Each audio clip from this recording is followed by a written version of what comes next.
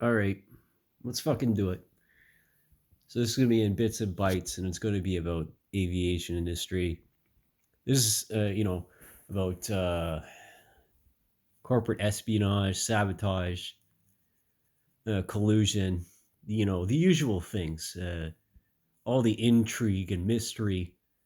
A white coat, black art, but in my case, a blue coat and a black art. There's obviously trade secrets and tribal knowledge that people keep, um, or used to keep, to themselves and to the trusted through a dominance hierarchy of meritocracy, right? A hierarchy of demonstratable skills, qualifiers and whatnot. And again, I've said this in other videos, or perhaps I haven't. One of my annoyances, and the annoyance of many other aircraft mechanics, was the removal of the portrait, the photo from the AME license, which therefore makes it easier to forge the document and give credibility to someone that might have just been a factory worker. Now, having worked both on the manufacturing and the repair side, you know, there is a huge difference. There really is. And, one is not the other. A repair has a completely different philosophy. Same with modification. You know, repair and modification is more or less about getting it done as best you can and making sure that it's airworthy. Whereas the manufacturing side is okay. We got to set this up for life. Do it once, do it correctly. Try not to do any errors. Otherwise, we could run into problems further down the road. It's a much different mentality. And not everyone in manufacturing is given the knowledge or the skills to to have interlopability, so they can't transfer from one position to the next. A lot of repeatable, you know, perfectionist positions on the production line. And so the way that this goes, as I just said on Instagram, there's a lot of motivating factors as to why people commit espionage or sabotage.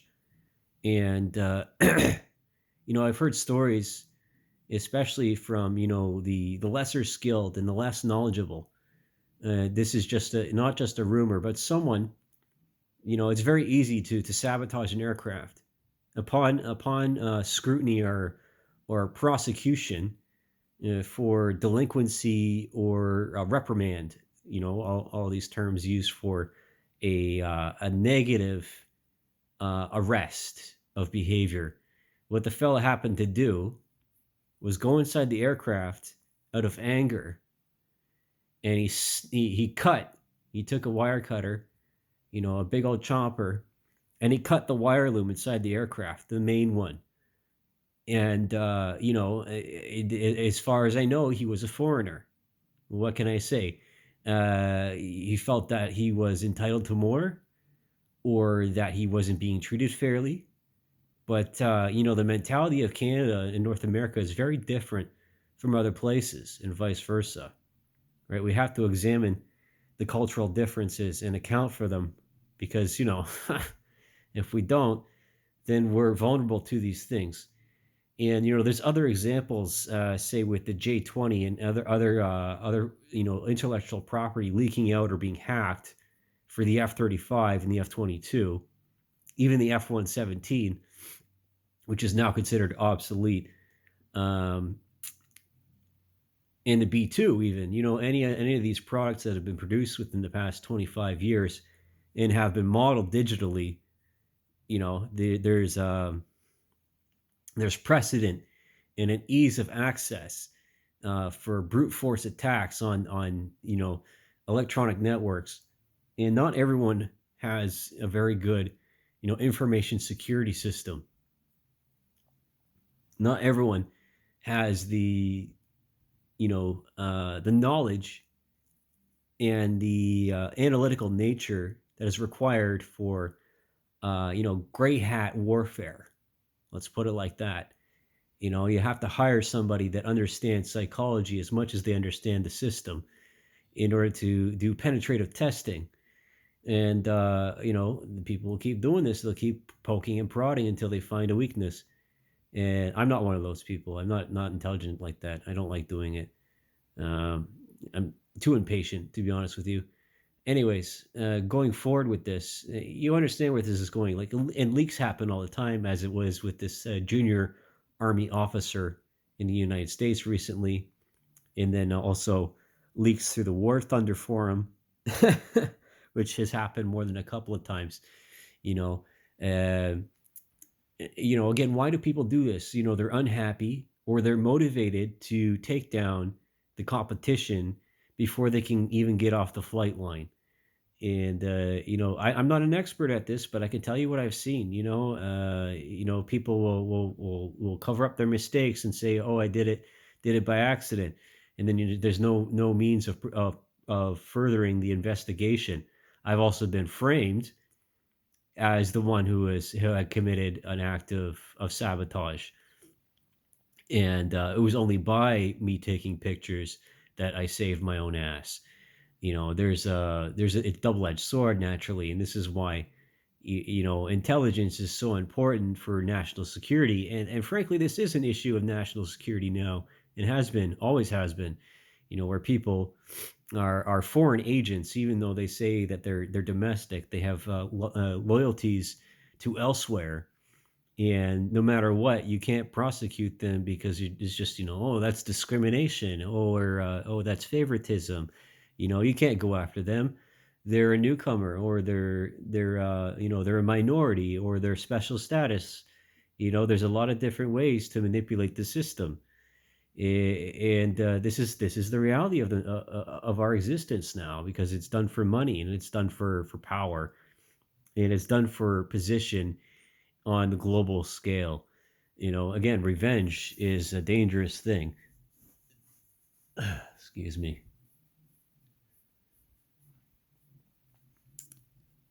Anyways, I need not say much more about this, because there's a lot of people in these large organizations that know fully well what's going on.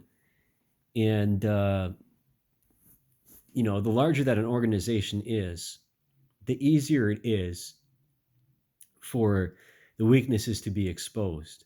You know, Either what happened to a company that I know of and that I previously worked for, that their network was held ransom for Bitcoin or Ethereum, and it almost crippled the company, because in efforts to compete and fulfill contracts and orders to larger companies for which were exerting financial pressures on them, right? Because that's another thing, is that there some companies, uh, in order to maintain the dependency of the government, right? They act as parasites after a while, right? They play the victim and say, "Oh, we need this, we need that, we need this, we need that." The commercialization of military aviation and government of aviation.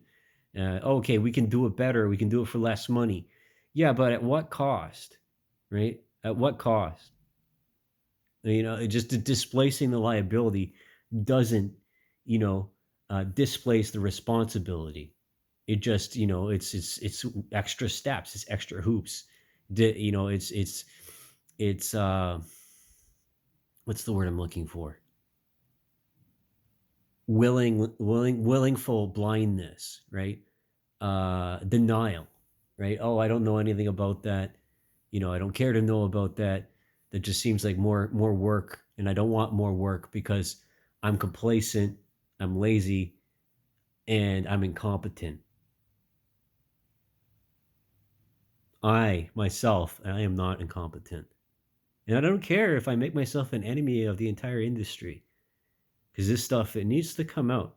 And if it's not highlighted in the foreground of the culture and in the media, then we all suffer, because aviation and aerospace is at the very tip of the spear. It's one of the it's like it's a top tier industry that drives the rest of the economy, right? The rule in aviation is not he who has the money, It's he who has the airplane that makes the rules. He who has the tools to fix them. We have to understand this. And if we don't value the people that work on the aircraft and are around the aircraft, then they slip through the cracks and they become criminals.